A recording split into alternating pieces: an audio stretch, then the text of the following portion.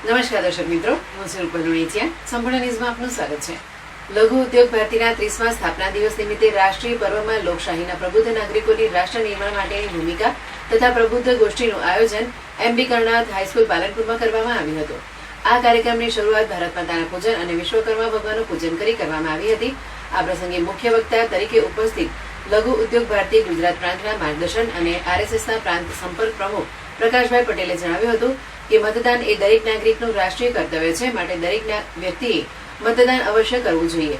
તેમજ મતદાન કરતી વખતે આપનો એક મત રાષ્ટ્રની ઉન્નતિ માટે, રાષ્ટ્રની સુરક્ષા માટે અને અખંડિતતા માટે છે. તેમજ વ્યક્તિત્વ સ્વાર્થ કે જાતિવાદથી ઉપર ઉઠીને આજે રાષ્ટ્રના હિતમાં મતદાન થાય તે દિશામાં વિચારવું જોઈએ સહિતની બાબતો સાથે વધુમાં વધુ મતદાન થાય તે માટે માર્ગદર્શન આપ્યું હતું.